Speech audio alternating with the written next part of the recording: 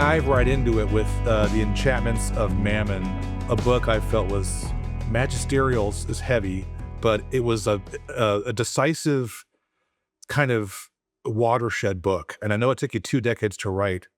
How do you think about it? Is it 5 years now since it's been out? Going on 6. Going on 6. How do you think about giving that book to the world 6 years later? I still feel pretty good about it.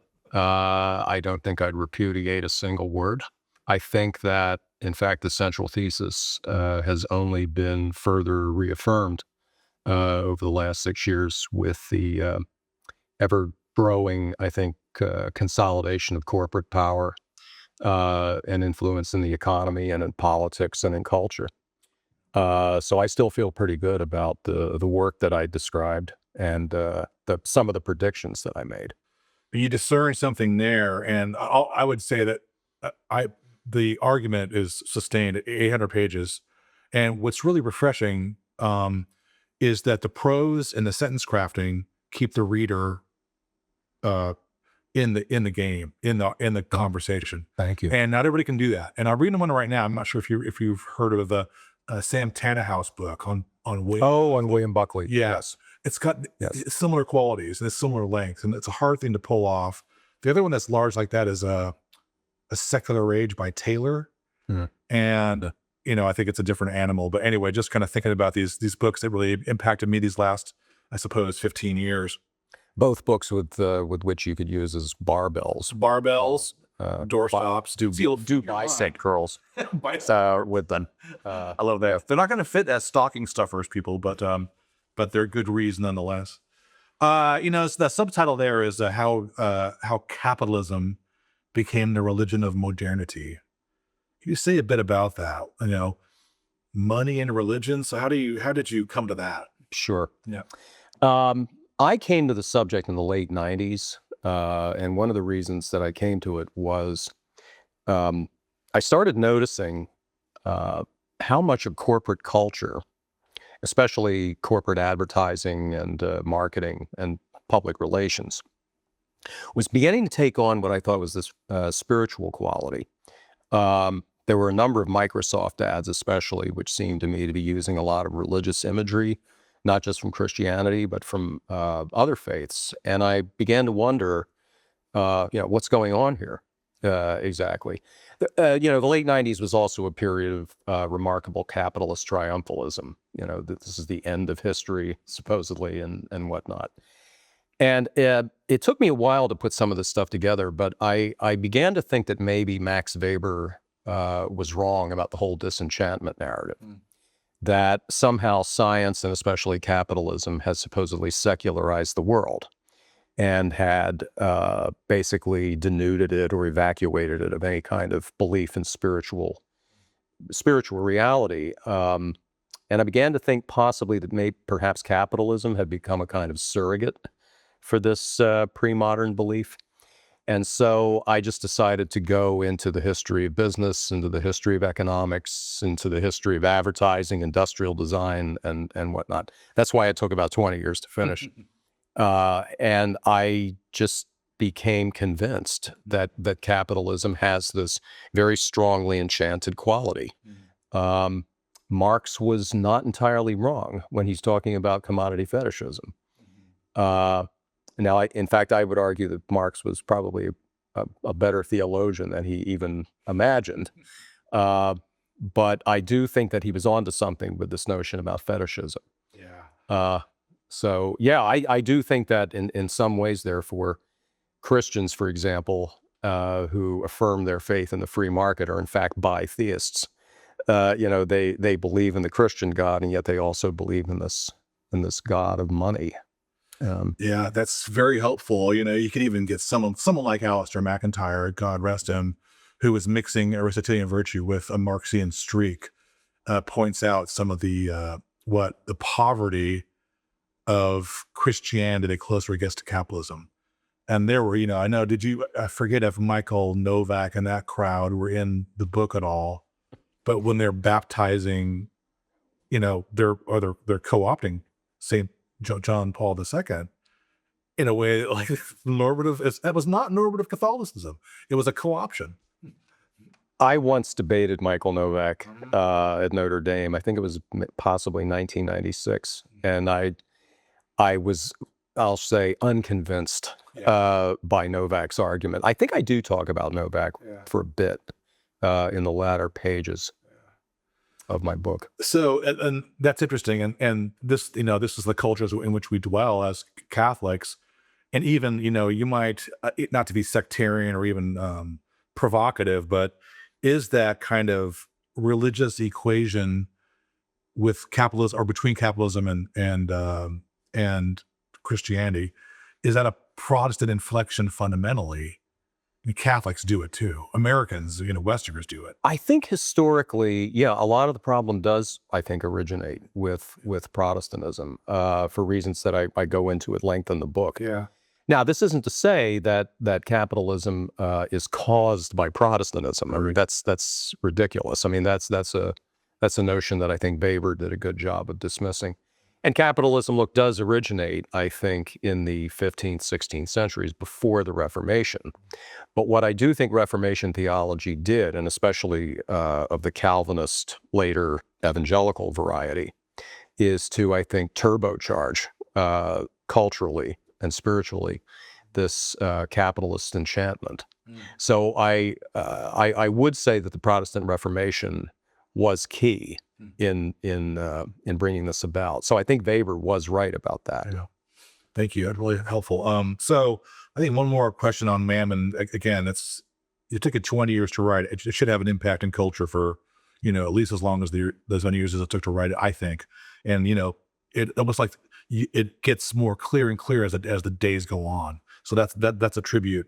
There is something about that topic that was in the water. You discerned it when you're looking at PR ad firms. My father was an advertising executive, and he knew all about this, right? This was done on purpose. And to what level, that's something else. But that you're discerning kind of the power of that rhetoric, of a religious sacramental rhetoric. And I had kind of like, just as a teacher, I taught high school when I was younger. I was in graduate school. And I, came across the theme like, oh, everybody says they're spiritual but not religious. We've heard that 1,000 times. Yeah. I began to think structurally, maybe, 2006 or so, probably somewhere in there. Think, well, no, people aren't so much spiritual but not religious. There was like religious but not so much spiritual, because like they adhere to structures and rituals, and what gods they worship are anybody's guess.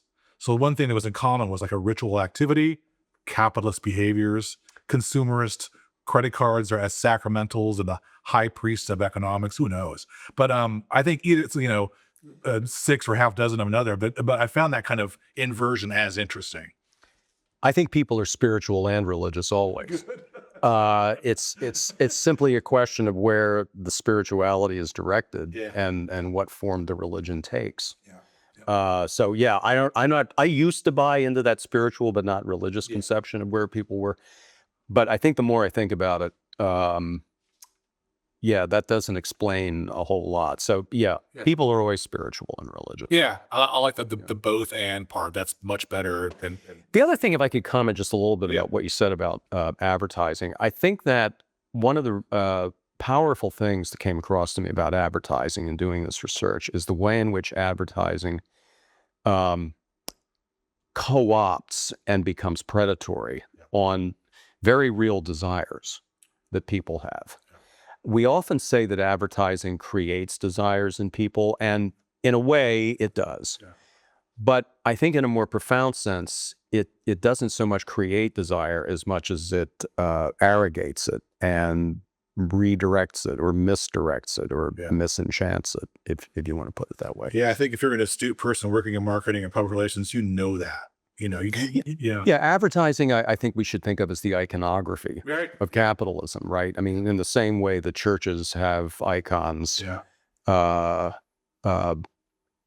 advertising is a collection of icons. I've heard advertising be called like the church music or the hymnal of American capitalism. Yeah. Okay. Very strong. This things to think about out there. So we're going to pivot here from the enchantments of Mammon. And, again, what is Mammon for our viewers? If you don't, have your Google, like what is the Mammon is Mammon was greed, or the ancient god of greed, avarice, wealth. Mammon was always depicted basically as kind of a great big slob of a god. Never knowing when to stop. yeah. So it's sort of the spiritual personification of greed. Yeah, you get a lot of mileage out of that figure, and it really does theologize it in a way that I find helpful. Hank Center Catholic intellectual tradition. This, you want to have a rhetoric that really goes at, culturally problematic or at least provocative things with some literacy and insight, and that's really helpful. I'm going to make a similar jump here because there's kind of a, Gene's in town for our evening event on kind of Laudato Si by Pope Francis and digital culture and AI intrigues.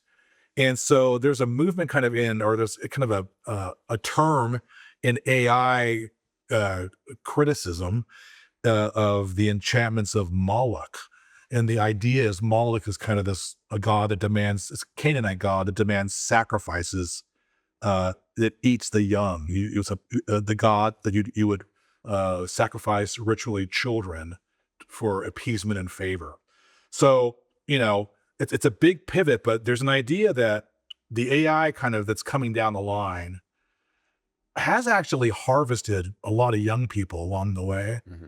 And it's kind of, it's arms race mentality and zero sum game seems rather as dramatic and final as Moloch, himself. Mm-hmm. Yeah. Mm-hmm. Any initial thoughts on that kind of thing? Yeah, first of all, I guess I'd say that when you do, in fact, look at the history of AI, when you look at the history of, say, cybernetics, which is absolutely indispensable to it, it is indeed military. Right, Norbert Wiener, who is considered the father of cybernetics, developed this science while he was working on ballistic research during the Second World War. And Wiener eventually, I guess you could say, came to his senses and decided that we have to somehow redirect the development of this technology, because if we don't, then the corporations and the Pentagon are going to direct its development. And lo and behold, right, here's where we are. Yeah.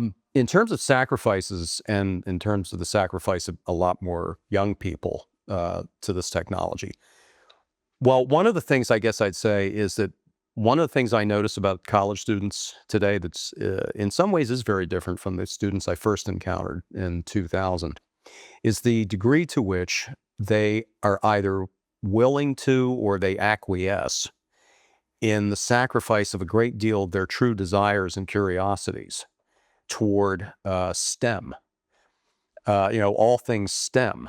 And some of them will actually say this, that I don't really want to be studying technical subjects. I don't really want to be studying finance. I'd rather be reading Wallace Stevens or something like this. But they have to do this because of various forces which are in fact pushing them in this direction.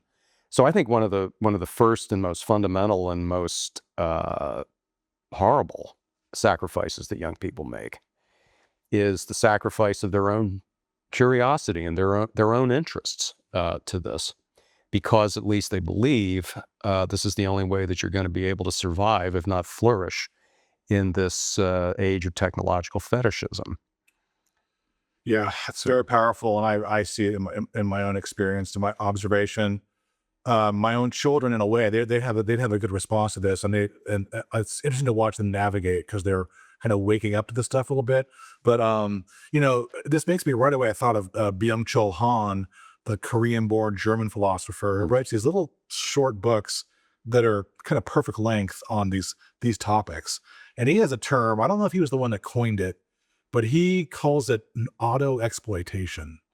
And so the idea is, and I know you're going to go for a while on this, but the idea is, like, when we were growing up, maybe we're worried about encroachments of the state into your personal space, your liberties. Now it's like people just say, here, you want my information? Take it all. And, not only that kind of thing, but other forms that are also could be called auto-exploiting.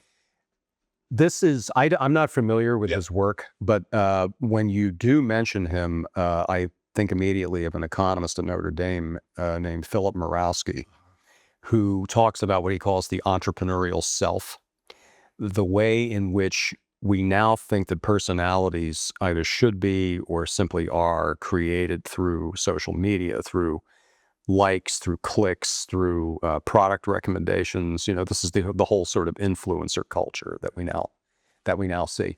And what's curious to me about this is precisely that so many, and not just young people, it seems to me, are more than willing, even enthusiastic about not only giving personal information, but doing so with a certain kind of gusto.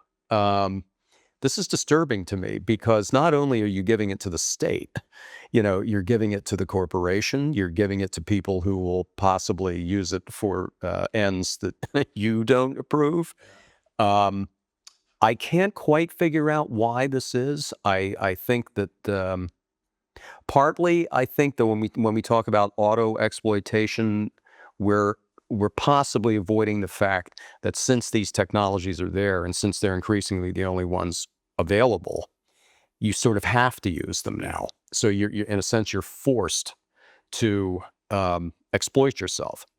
The other thing that I'm thinking of is the way we think about the self now as a set of resources to be utilized. You're supposed to maximize or optimize yourself. I don't want to be self-optimized.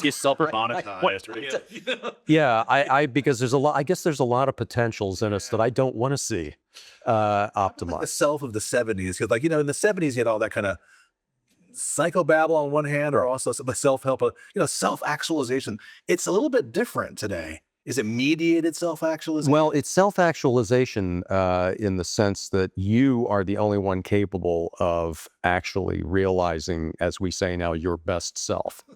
Now, in the 70s, you're right. I mean, we had a lot of psychobabble about this, which we can now, go on and we can look back on it and laugh.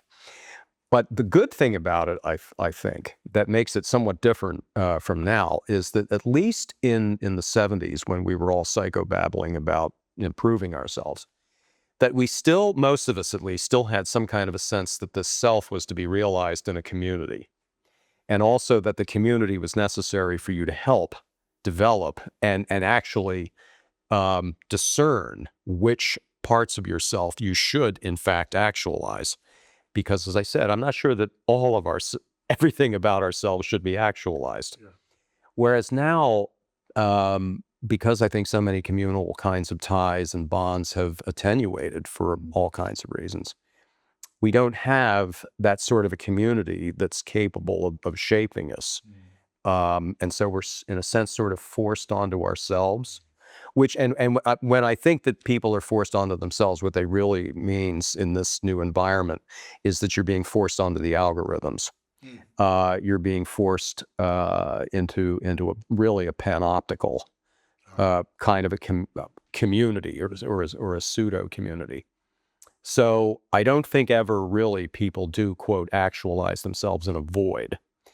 We always have to look at in what sort of a context is this self-actualization occurring? Yeah, I don't want to over theologize. Maybe I do, but that really is kind of a fundamental kind of Catholic anthropology, being part of the body, being part of a community, Mhm. and not community just qua community. It's community that's kind of ordered towards something sacred, right? But it, the the fact or the apparatus of self-actualization today against the you're speaking about is that everybody's on their own. We're together alone. You're atomized. And you can't really. And that environment is increasingly structured by corporate forms of authority, or state forms of authority for that matter. So instrumentalized, algorithmic. I mean, you're wrapped up in relationship with algorithms, and then they're kind of the marionettes of corporate. It just reads like an absolutely kind of what It's a dystopian novel. dystopian novel. Yeah. And I think I told you when we first talked, I used to teach dystopian literature all the time. I don't want to do it anymore because it's just too close. Well, you're just talking about current events more and more. Teach a course in current events called dystopian literature. Okay. Very good. Maybe one more on that. I don't know. This is more of the same, but I just noticing, and my kids and I have talked about this, but we just kind of went along with these one-to-one laptop programs in the 2000s. Yes. And it was innovative, and we reflexively, without reflection, sure, take a laptop. And it's almost like that was a greatest example, like systematic child abuse you could think of. Because, it's just, you know what I mean? Like, it's terrible, and all these kind of like, I'm from the Bay Area, and all these computer engineers and founders of Google, they don't have their kids anywhere near these things, No. No. you know? One of the things that you just made me think about is the fact that we sometimes say that, oh, isn't it great that the whole world is in your phone? Yeah. Think about that. Yeah. The whole world is in your phone. That means that therefore you don't have to look out at the world anymore. I find that chilling. I don't find that liberating at all Yeah. to know that the world is in my phone. You would fall. If I lose my phone, do I lose the world with it? No. Well, I don't. I have to somehow navigate now using my senses. I have to use my own reason, and so on. And I know I don't want to go off on this kind of Luddite anti-technological sort of a rant here, but I just think we need to question the extent to which we're now, with the extent to which we've celebrated these technological achievements, and placed the whole world in our phones. You reminded me of Marshall McLuhan, who really was, he was predicting in the electronic age, or the electric age, I think he put it, that this was going to be a reality. And like a lot of folks are utopian saying, this is going to be wonderful, have everybody in your phone and one big, I like to teach the world to sing and buy them a Coke and all this stuff. Right. But he's like saying it wasn't a good thing. And he said it'll break and we'll go back to oral culture. Yeah, interpreting McLuhan is difficult sometimes because I do agree with you that in the end, McLuhan saw the future coming and he did not like it. But so much about McLuhan was, I think, fungible enough that a certain kind of corporate culture could glom onto his work and view him as a celebrant rather than a critic of a kind of post-Gutenberg world. Yeah, fair enough. Because something amazing has been invented. And you were saying, let's be careful about being a Luddite. The Luddite movement's interesting and worth looking at. But these technologies are amazing, right? Like, right now we're running cycles. I can't work all night, on DNA sequences for cures for cancer, right? And AI can do that. Though the ideal of 24/7 work, I think, does lie behind a lot of these technologies, even though they are often marketed as was automation, automation has been since the beginning of the industrial era, has been sold to us as relief from labor. I actually think that there's a 24/7 ideal of labor that is permeating a lot of this technological sensibility. Because, technically you could work 24/7, and I'm sure that you have a lot of corporate overlords who are wondering why you don't or why you can't. There's actually in this vein, there's a really good book by Jonathan Crary entitled 24/7. And he starts off the book by telling a tale about a Pentagon research program for a literally universal soldier who would be able to fight 24/7, going with as little sleep as possible, being able to fight on any kind of battlefield and whatnot. And that's how he begins the book, about how this ideal of work that could be performed regardless of day or night, regardless of season. So I think these technologies, even though they're often sold as labor-saving devices, right? Always look out when you hear labor-saving device. I think you're right.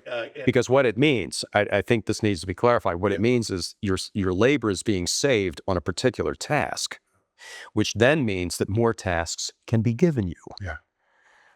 So what about I think that's right in principle, and it's kind of scary, but we've seen the examples.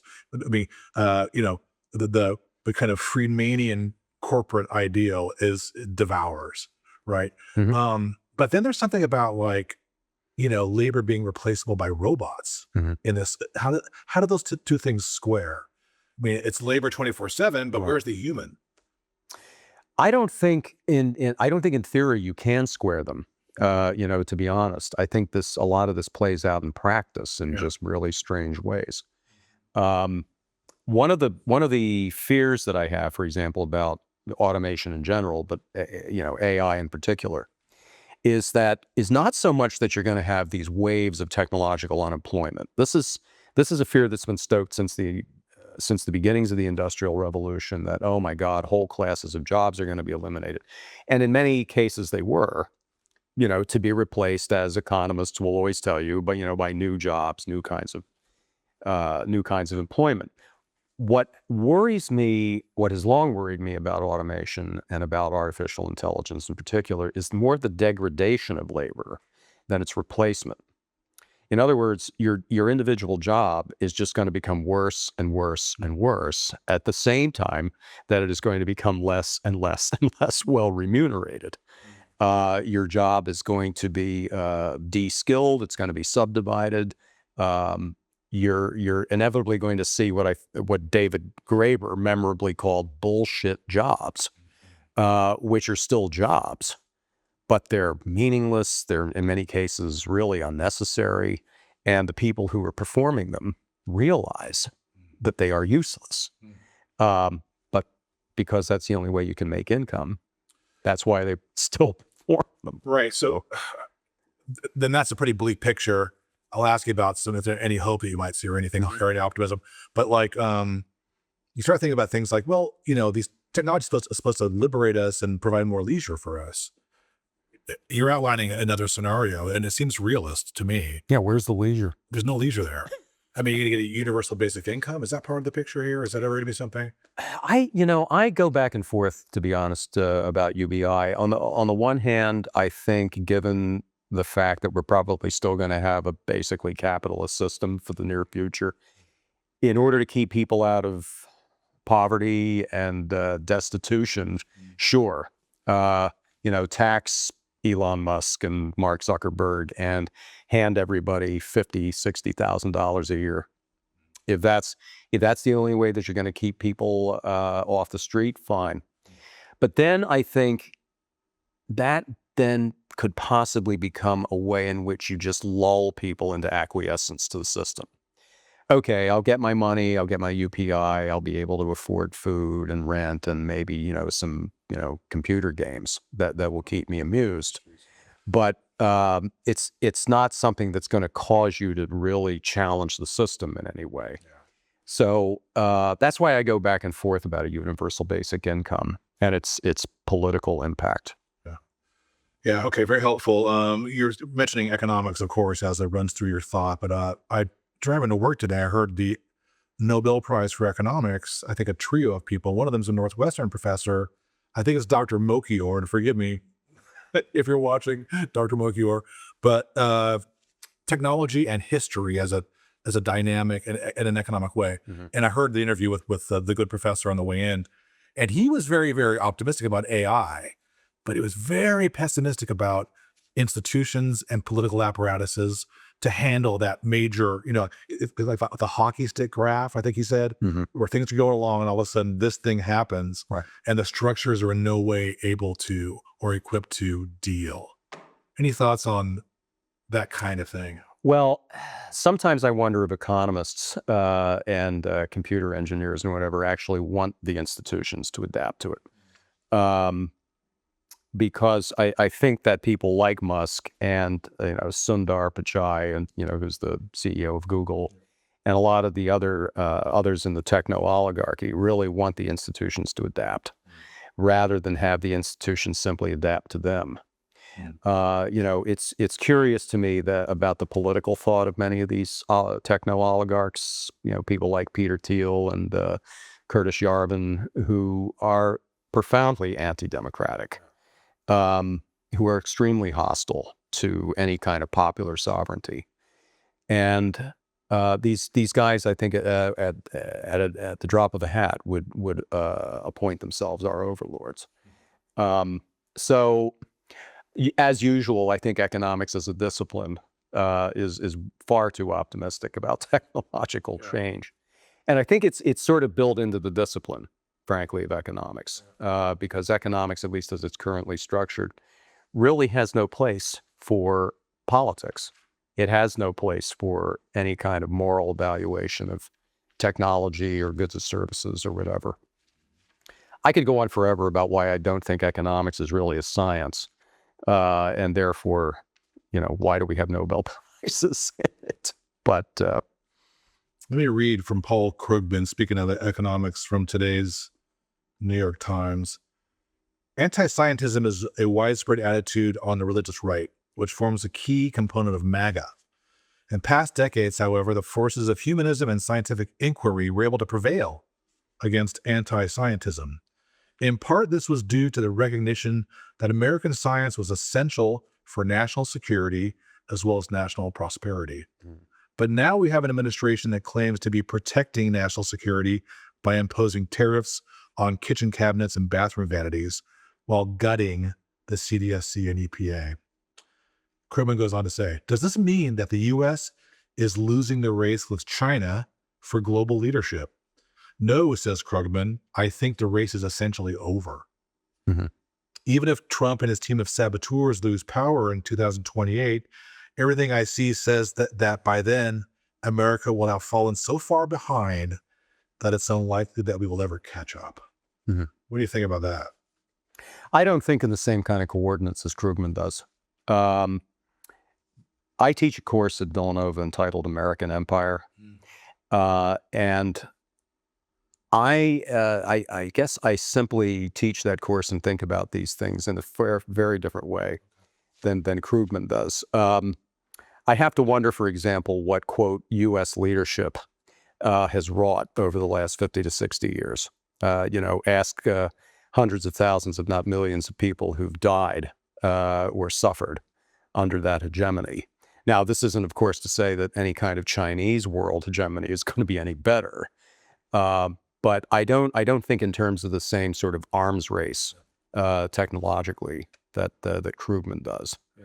So, and the other one of the reasons I think goes back to what I said about economics as a discipline, which is there's a lot of thought given to how much stuff we produce. There's a lot of thought given to the amount of goods and services we kick out every year. There's no thought given, or there's very little thought given to what that stuff actually is. We don't have any kind of a moral valuation of it in the same way that, say, John Ruskin would have. That's From the 19th century, who would have distinguished between what he called wealth, which are genuine goods, and what he, I think, brilliantly called ilth, which are goods and services that are possibly not so good for you. Economics doesn't know how to distinguish between those two things. And so I can't say that I warm to the terms that Krugman uses to answer that question. You return us actually to where we kind of began. It really is helpful because if we think in terms of, you teach at Villanova, we're here at Loyola Hank Center, it's Catholic intellectual engagement with the real. What resources does this tradition have? We just got right into politics here, right? You're outlining kind of a progressive response, a healthy criticism of your family, the country that you live in, about its mistakes. How does Catholic theology contribute to that thinking? Well, first of all, I think it has a very rich tradition on which to draw to answer these questions. Yeah. I would say that probably fundamentally, and I guess this is somewhere we're going to go tonight with this event, is to sort of counter what Pope Francis in Laudato Si called the technocratic paradigm. This notion or this perspective on the world, and especially on human beings, that sees them as mere raw material to be mastered and exploited, Disposed of. and and disposed of if they don't meet some sort of an instrumentalist standard. And I would rather see us move toward what Catholics have often called a sacramental sort of imagination, or a sacramental sensibility, which I think in the modern era has been often better preserved among the capital R romantics that I talk about in Enchantments. And the sacramental imagination is not one that is opposed to science. So, I mean, I would agree with Krugman about the hostility to science among among the MAGA coalition. I do think that's profoundly worrisome. And I don't think that a sacramental imagination rejects any of that. What it does is I think tries to see further. Sacramentalists and sometimes capital R romantics would sometimes be called visionaries. Well, think about what that word implies, right? A visionary sees something. They're not just these sort of dreamers or idealists. They actually believe they see something in the real. And what I think they see, and what I think Catholicism at its best preserves, is the sense of what Hopkins once called the world as charged with the grandeur of God. And I think that when you think about the world that way, you do approach it differently technologically. You don't simply see nature, and especially human beings, as simply stuff to be consumed, manipulated, mastered, sometimes destroyed, simply for your own short-sighted utilitarian purposes. I think actually that is most fundamentally the treasure that we can draw upon. Yeah. That's a great poem, and that really is one that will anchor you. And that poem was written in the height of, the Industrial Revolution and all the pollution, and still the Holy Spirit broods over the bent world. We have to believe that, or maybe I do, but I have to say that Hopkins, I talk about this in, I think, the first chapter of my book. Hopkins was not at all politically naive or politically unengaged. He, in fact, has this, I forget to whom he wrote this letter, but he said, the communists are right about a lot of things. And you read this now and you think, wait, this guy's a Jesuit, it's the 1870s or 1880s and he's praising the communists? Like, what is this? And what he said was, okay, if at least secular communism ever, wins, my God, it's going to be just as bad as the industrial capitalists. Yeah. But what the communists saw, he thought, was that, there's a dignity to human beings and to human labor, and even to the natural world, that this industrial capitalism was desecrating, in his view. Those are consequential days, that late 19th century. And I wonder if he was writing to Robert Bridges, maybe. I think he was. Yeah, they have long correspondence. Okay, so just now, what have you done for me lately? Right now, but you're working on. No, I'm here at Loyola. No, but you're writing, right? Yes. You're thinking and you're always writing. And your next book is on automation. It is the subtitle is going to be a brief history and critique of automation. The title, tentatively, if Yale will let me keep it, is Automated Vistas. And to those of your viewers who may not be familiar with the reference there, a few years after the Civil War, Walt Whitman wrote an essay entitled Democratic Vistas, and in which Whitman was reflecting on the sort of America that he saw gestating at the time. And he was both hopeful, but he was also worried about where all this would go. And so Democratic Vistas was his way of putting forth different possible futures for the country. And what I'm looking at in Automated Vistas is not so much the technologies per se, but I'm interested in the sort of worlds that people imagined since the beginning of the Industrial Revolution primarily. What did people think the world would look like if we used these new automated technologies and really let them develop, or if we developed them in different ways? Because one of the arguments I want to make is not so much in opposition to automation per se, because I do think obviously that automation and even AI can be very useful in relieving us of a great deal of tedious and unnecessary or even dangerous labor, whether it's manual or mental. But I also want to be sure that human beings remain in control of it. And that there are certain kinds of democratic and popular forms of sovereignty over this technological development. Yeah, this really sounds like a winner. I think just the title, like this, the concept is really rich. And so I wish you well on finishing it and thinking of Walt Whitman that way. Again, these 19th century, these kind of seers, these visionaries, really, I think are speaking to us today, 150 years later.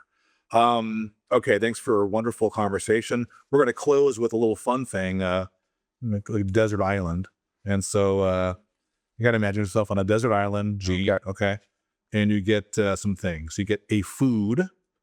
You get all the music by one artist. We'll give you 2 books, and we'll fudge with, the realism and give you a film. What do you think? Okay, the food, Yeah. pizza. Pizza, check. What's the next one? Next one is all the music by one artist. The Who. The Who. I'm really glad to hear that. Now, let's pause there. A couple favorite songs by them? Won't Get Fooled Again. Won't Get Fooled Again. That's great. Oh, that's good. Baba O'Reilly. Yeah. And they're still, they're Pete and They're still touring.